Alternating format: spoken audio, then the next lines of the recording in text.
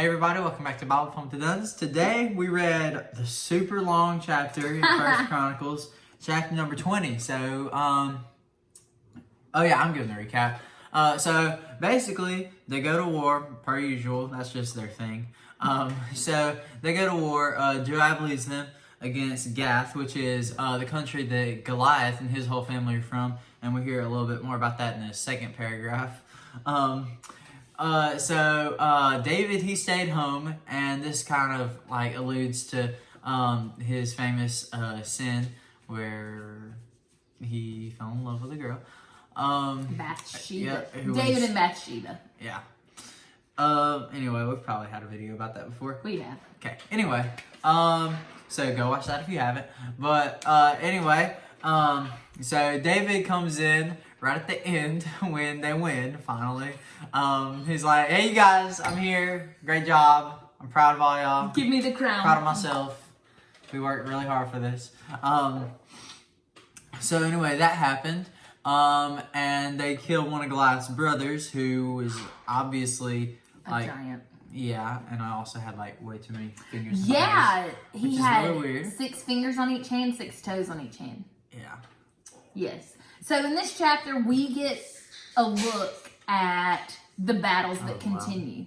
And right away in verse 1, we started out, in the spring when kings march out to war. And I'm like, hold up, do we just go to war every spring? Is it like, even if we're not getting along, we're going to start a war, or war is always happening? And look, it's 2023 and Israel is in a war. I mean, this is the history we're kind of going into fall. Of these people. Yeah, it's not because they start, and a lot of the time it wasn't because they started it.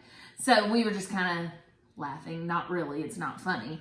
But in the spring when kings go to war, but what we see here in this first paragraph of chapter 20, I feel like is a little passive aggressive of Ezra. Remember, Ezra is the writer of First Chronicles, and he's like, when the kings march out to war, Joab led the army of the Israelites out, and they went to destroy the Ammonites, and that's where they had victory. And it said, but David remained in Jerusalem. And so remember, First Chronicles is not the juicy details. Ezra is not really the juicy details. But he didn't have to give the juicy details. He just had to point it out, and all the Israelites remembered.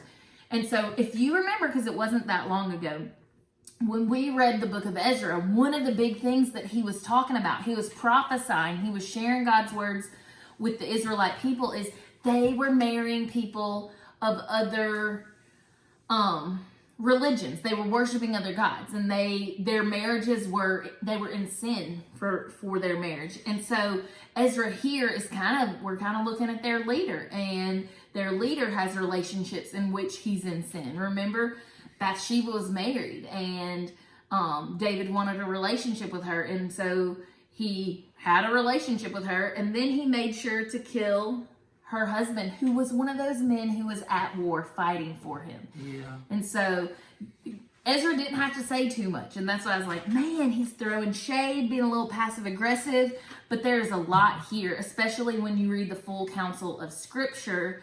We picked up on it right away. But David stayed in Jerusalem. The kings go with their people. Good leaders stay with their men when they're fighting battles for them. And we kind of see where David was sinning as a leader. We see he wasn't with his people. We see that he was real quick to go accept the crown of the king that his people defeated and get all the riches and the spoils of war.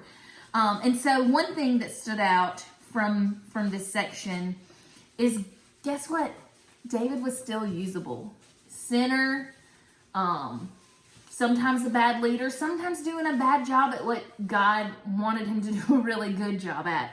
But God still chose to use him. And so that's a good reminder that God has plans for each of us, and we're usable. Don't allow your past sin or your shame to make you think that God can't use you and God can't do amazing things in your life. And then the same with these people, the Israelites. God, even though they are in sin in their relationships, they're marrying people, God was like, don't even live near them, much less marry them. God isn't done with his people. And so here we go. We see them go to Gath. We see them go up against the Philistines. And we know this group of people because of David and Goliath. We know even this specific family of giants because of Goliath. It's his family. It's his brother that was humongous. And God allows another Israelite to defeat Goliath's brother, another giant. And so something that was really cool, a takeaway from this section, is God's ability to give victory over giants was not a one-time miracle. It wasn't just this one-time thing that was done, but it's something that he keeps on doing. And even today, we may not go up against like a physical, literal giant, but we all have giants in our lives. We all have struggles and problems and trials. And God continues to defeat those things in our own lives. And I won't sing the same God song because you know it's in my head. And I won't sing the other song that I was singing as we prepare. But we do have the same God that David had. We have the same God that Israel had. And so God's character never changes. And I'm so thankful. We're still usable.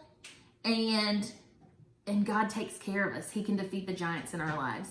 This was a concise little chapter, and it was a good way to start our week, and we will see you guys tomorrow in chapter 21. Bye. Bye.